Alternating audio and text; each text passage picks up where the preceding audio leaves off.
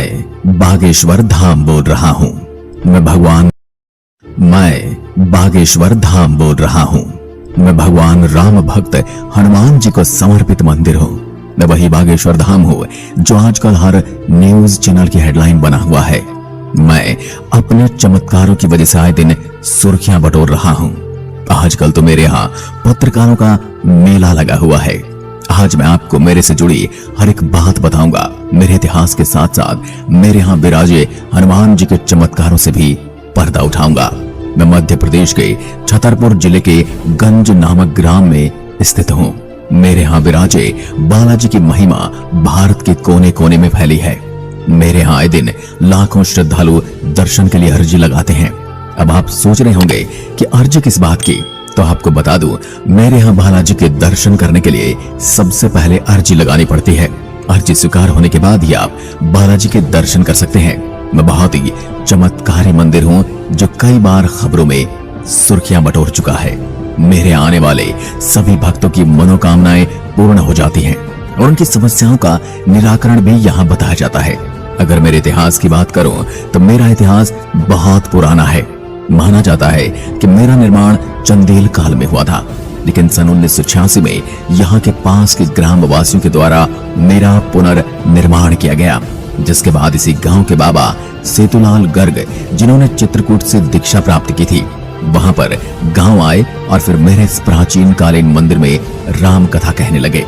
साथ ही साथ झाड़ फूंक का काम भी करने लगे। 1989 में बाबा राम सेतु जी ने मेरे यहाँ एक विशाल महायज्ञ का भी आयोजन करवाया था, जिसके पश्चात भगवान दास गर्ग मेरे यहाँ दरबार लगाने लगे थे। मेरा इतिहास यहीं खत्म नहीं हो जाता। सन 1996 में धीरेन्द्र कृष्ण शास्त्री के जन्म से ही मैं सुर्खियों में आने लगा था, लेकिन उस समय इतनी टेक्नोलॉजी नहीं थी जिसकी वजह से मेरी ख्याति जन जन तक पहुंच पाए। सन 1987 से लेकर 2015 तक भगवान दास गर्ग जी महाराज धाम पर दरबार लगाया करते थे और धीरेन्द्र कृष्ण शास्त्री जी ने अपना गुरु उनके दादाजी को माना। सन 2016 में धीरेन्द्र कृष्ण शास्त्री जी ने बागेश्वर धाम की डोर संभाली और महाराज ने अपने दादाजी के आशीर्वाद से मेरे यहाँ दिव्य दरबार लगाने लगे और सन 2017 में 108 कन्याओं का विवाह सम्मेलन करवाकर मेरे इतिहास में अलग भूमिका निभाई। धीरेन्द्र कृष्ण शास्त्री जी ने यहाँ दिव्य दरबार में अभी तक लाखों लोगों के मन की बात पर्ची पर लिखी है। यही मुझे एक अलग पहचान देती है। मेरी महिमा पूरे भारत भर में प्रसिद्ध है। यहाँ तक कि कई बार खबरों में भी मेरी महिमा का बखान किया गया है और आजकल तो सारे न्यूज चैनल को मेरे नाम लिए बिना नींद नहीं आती। मुझ में हनुमान जी की बालाजी स्वरूप की खूबसूरत प्रतिमा स्थापित है और वर्तमान में महाराज श्री धीरेन्द्र कृष्ण जी यहाँ के महाराज हैं। मेरे सप्ताह के 7 दिन लोगों की समस्याओं के निवारण के लिए एक दरबार का आयोजन होता है, जहाँ पर भक्तजन अपनी समस्याओं को लेकर आते हैं। मेरे इस मंदिर की चमत्कारी महिमा ये है कि आगे संत धीरेन्द्र कृष्ण जी लोगों की समस्याओं को सुने बिना ही बता देते हैं कि किस समस्या से वह व्यक्ति इस धाम में आया है। वह पर्ची पर लिखकर उस व्यक्ति को दे देते हैं और वह किसकी समस्या से गुजर रहा है और उस समस्या का निदान क्या है। कहा जाता है आज तक इस धाम में जो भी व्यक्ति अपनी समस्याओं को लेकर आया है उसकी समस्या का समाधान हुआ है। भूत प्रेत जैसी बुरी आत्माओं से पीड़ित लोग भी समाधान के लिए इस धाम के दर्शन करने आते हैं। अगर आप मेरे यहाँ बालाजी के दर्शन के लिए आना चाहते हैं, ये दरबार में अपनी समस्या का निवारण करना चाहते हैं, तो आपको एक टोकन प्राप्त करना पड़ेगा। यह टोकन कैसे प्राप्त किया जाता है इसकी जानकारी मैं आपको अभी देता हूँ। जो भी लोग मेरे यहाँ दर्शन करने आना चाहते हैं उनके पास इस धाम का टोकन होना जरूरी है। टोकन उन्हीं लोगों को जारी किया जाता है जो मेरे यहाँ आने के लिए अर्जी लगाते हैं। टोकन मेरे यहाँ की सेवा समिति की तरफ से निश्चित समय अवधि के अंतराल में ही वितरित किए जाते हैं। ऐसे में टोकन की समय अवधि क्या है इसे जानने के लिए मेरे यहाँ की आधिकारिक हेल्पलाइन नंबर 8120592237 है, जिस पर संपर्क करके भक्तजन टोकन की समय अवधि के बारे में जान सकते हैं। इसके अतिरिक्त आप स्वयं यहाँ आकर इसकी जानकारी ले सकते हैं। उसके बाद जो तिथि निर्धारित की गई है उस तिथि पर जाकर आप टोकन को प्राप्त कर सकते हैं, जिसके बाद आपकी अर्जी लग जाएगी। मेरे इस धाम के दर्शन के लिए जो टोकन दिए जाते हैं उसमें व्यक्ति की कुछ महत्वपूर्ण जानकारियां जैसे कि उसका नाम, पता और मोबाइल नंबर दर्ज होता है। इस टोकन के जरिए आपको बागेश्वर धाम के महाराज जी से मिलने का अवसर मिलता है। जहां पर आपको आपकी समस्या का समाधान मिल जाएगा। जो लोग छतरपुर जिले में नहीं रहते हैं या फिर किसी अन्य राज्य से हैं, ऐसे लोग चाहे तो घर बैठे बागेश्वर धाम के लिए अर्जी लगा सकते हैं। यहाँ तक कि उसकी प्रक्रिया की जानकारी स्वयं यहाँ के महाराज श्री धीरेन्द्र कृष्ण शास्त्री जी ने बताई है और मैं भी आपको बता देता हूँ। सबसे पहले तो मंगलवार के दिन एक लाल कपड़ा लें और उस कपड़े में नारियल को लपेटें। ध्यान रहे कि इस कपड़े में नारियल को लपेटते समय आपकी जो मनोकामना है या जो समस्या है, वो जिसकी समाधान के लिए आप अर्जी लगा रहे हैं, उसके बारे में ध्यान करते हुए नारियल को कपड़े में लपेट लें। उसके बाद आपको भगवान बागेश्वर धाम सरकार के माला का जाप करना है और फिर इस नारियल को अपने पूजा वाले स्थान पर रख देना है। इस तरीके से आप बागेश्वर धाम के दर्शन के लिए अर्जी लगा सकते हैं। अब आपने मेरे यहाँ दर्शन के लिए अपनी अर्जी लगाई है या लगाने वाले हैं, तो कैसे पता चलेगा कि आपकी अर्जी स्वीकार हुई है या नहीं? इसके बारे में यहाँ के महाराज ने बताया है, जब आपकी अर्जी स्वीकार होती है तब आपके परिवार के किसी भी सदस्य को लगातार 2 दिन तक स्वप्न में भगवान बागेश्वर की बंदर स्वरूप के दर्शन होते हैं। अगर आपके स्वप्न में बागेश्वर भगवान के दर्शन नहीं हो रहे हैं, तो इसका अर्थ है आपकी अर्जी अभी तक स्वीकार नहीं हुई। ऐसे में आपको इससे हताश होने की जरूरत नहीं है। आप चाहे तो अगले मंगलवार को दोबारा अर्जी लगा सकते हैं। आपको बता दूं, अर्जी लगाने के बाद कुछ दिनों तक महत्वपूर्ण बातों का ध्यान रखना पड़ता है। यदि आप मेरे यहाँ के अर्जी लगाने वाले हैं या लगा चुके हैं, तो इन बातों पर जरूर ध्यान दें। मेरे यहाँ के लिए अर्जी लगाने वाले लोगों को कुछ समय तक प्याज, लहसुन, मांस या मदिरा से परहेज करना पड़ता है, क्योंकि इस तरह के भोजन को तामसिक भोजन माना जाता है। यानी कि इस तरह के भोजन राक्षसों के भोजन होते हैं और भगवान हनुमान जी कभी नहीं चाहते कि उनके धाम आने वाले भक्त ऐसे तामसिक भोजन का सेवन करके आए। बागेश्वर धाम का अर्जी लगाने के 4 दिनों तक नियमित रूप से ब्रह्मचर्य का पालन करना चाहिए एवं बागेश्वर भगवान के मंत्रों का जाप करना चाहिए। जब बागेश्वर धाम में मंजूरी स्वीकार कर ली जाती है, तो अर्जी के लिए जो नारियल बांधे गए होते हैं, उन्हें भी बागेश्वर धाम सरकार ले आना चाहिए।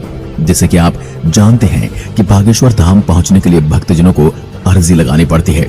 ऐसे में यदि आप मेरे यहाँ आए बिना वहां होने वाले आरती प्रवचन को सुनने का लाभ उठाना चाहते हैं, तो इसके लिए 2 माध्यम है। इंटरनेट के जरिए आप YouTube चैनल पर एवं टीवी के माध्यम से आप घर बैठे कथा, आरती इत्यादि के दर्शन कर सकते हैं। YouTube पर बागेश्वर धाम का आधिकारिक चैनल बना हुआ है। इस चैनल पर अब तक लगभग 29 लाख से ज्यादा सब्सक्राइबर हैं। यहाँ पर चैनल पर बागेश्वर धाम सरकार की कथा, आरती के वीडियोस अपलोड किए जाते हैं। इसके अतिरिक्त यदि आप टीवी के माध्यम से बागेश्वर धाम सरकार में होने वाली कथा और आरती को देखना चाहते हैं, तो इसके लिए आप संस्कार या आस्था टीवी चैनल पर इसे देख सकते हैं। इस चैनल पर बागेश्वर धाम में होने वाले कथा वचन का सीधा प्रसारण किया जाता है। अब आपको बताता हूँ कि आप मुझ तक कैसे पहुंच सकते हैं। यदि आप बागेश्वर धाम सरकार के दर्शन करने के लिए आना चाहते हैं, तो आप हवाई, रेलवे और सड़क तीनों में से किसी भी मार्ग का चयन कर सकते हैं। तीनों ही मार्ग यहाँ तक पहुँचने के लिए उपलब्ध हैं।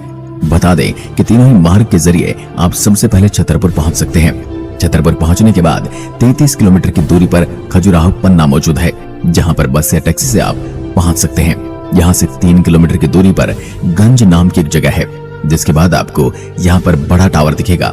वहां से 3 किलोमीटर और अंदर जाने पर मेरे दर्शन होंगे, जो अपने हाथ फैलाए हुए आपके लिए सदैव तत्पर रहता है। यदि आप ट्रेन से आना चाहते हैं, तो बागेश्वर धाम पहुंचने के लिए ट्रेन मार्ग काफी सस्ता माध्यम है और लगभग भारत के विभिन्न शहरों से, रेलवे स्टेशन से आपको मध्य प्रदेश के छतरपुर के लिए ट्रेन मिल जाएगी। दिल्ली जैसे शहरों से भी मध्य प्रदेश के छतरपुर जिले के लिए सीधी ट्रेन उपलब्ध है। यदि आप अपने निजी वाहन से बागेश्वर धाम आना चाहते हैं, तो इसके लिए आपको सबसे पहले छतरपुर जिला पहुंचना पड़ेगा। आप चाहे गूगल मैप की सहायता ले सकते हैं। उसमें नक्शे का अनुसरण करते हुए आप आसानी से बागेश्वर धाम पहुंच सकते हैं। वैसे आप चाहे तो बस के जरिए भी बागेश्वर धाम आ सकते हैं। दिल्ली से सीधे बागेश्वर धाम के लिए बस चलती है। आप चाहे तो रोडवेज बस की सवारी भी ले सकते हैं, जिसके लिए आपको सबसे पहले दिल्ली से लखनऊ और फिर लखनऊ से भोपाल तक का सफर तय करना होगा, क्योंकि दिल्ली से सीधे छतरपुर के लिए रोडवेज बस की सेवा उपलब्ध नहीं है। यदि आप बागेश्वर धाम हवाई मार्ग के जरिए आना चाहते हैं, तो बता दें कि बागेश्वर धाम पहुंचने के लिए सबसे नजदीकी हवाई अड्डा खजुराहो हवाई अड्डा है, जहां से लगभग भारत के कई बड़े शहरों के हवाई अड्डों से जहाज सीधी उड़ान भरते हैं। लेकिन फिर भी आपको अपने क्षेत्र के हवाई अड्डे से खजुराहो के लिए सीधी फ्लाइट उपलब्ध है, या नहीं, इसकी जानकारी ले लेनी चाहिए। यदि आप भारत के किसी छोटे शहर से हैं जहां से आपको सीधे खजुराहो के लिए फ्लाइट टिकट उपलब्ध नहीं हो रही है, तो आप सबसे पहले ग्वालियर एयरपोर्ट के लिए टिकट बुक कर सकते हैं, क्योंकि ग्वालियर एयरपोर्ट के लिए भारत के छोटे शहरों से भी फ्लाइट उपलब्ध है। इसके बाद वहां से आप खजुराहो एयरपोर्ट की यात्रा कर सकते हैं। खजुराहो पहुंचने के बाद बस या टैक्सी के माध्यम से छतरपुर पहुंच सकते हैं। जिस तरह से आजकल महाराज धीरेन्द्र शास्त्री को लेकर विवाद बना है, वह भी एक सोचने का विषय है। हम ये नहीं कहते कि अंधविश्वास पर विश्वास करना चाहिए। हम किसी भी तरह से अंधविश्वास की पुष्टि नहीं करते हैं, परंतु जब बात किसी की आस्था और विश्वास की आती है तो वह तर्कों के बारे में नहीं सोचा जाता। आजकल धीरेन्द्र शास्त्री को मीडिया और हिंदू विरोधी ताकतों ने घेरा हुआ है, लेकिन मेरा उनसे प्रश्न ये भी है कि जो दिवाली और जानवरों की बलि के ऊपर काफी ज्ञान और शो चलाते हैं, क्या वह उन धर्मों से क्यों प्रश्न नहीं करते? जानवरों को खाने की वकालत करते हैं, उन धर्मगुरुओं से उन धर्म में व्याप्त बुराइयों पर क्यों प्रश्न नहीं किया जाता? क्या किसी ने प्रश्न किया है क्या आए दिन मदरसों और दरगाहों से रेप वगैरह की खबरें आती हैं, उनको कितनी और सजा मिल पाती है? सदियों से जो केस चले आ रहे हैं, उनसे किसी ने जाकर पूछा है कि अपने धर्म स्थल पर ऐसा कृत्य क्यों किया? यह सब सनातन धर्म के साथ ही क्यों? सबकी अपनी अपनी आस्था है, लोगों को कुछ लाभ मिल रहा होगा तभी वो वहां जा रहे हैं। इस बारे में आपके क्या विचार हैं, हमें कमेंट में लिखकर जरूर बताएं। साथ ही अभी तक चैनल को सब्सक्राइब नहीं किया है तो चैनल को सब्सक्राइब करके बेल आइकन जरूर दबाएं। धन्यवाद।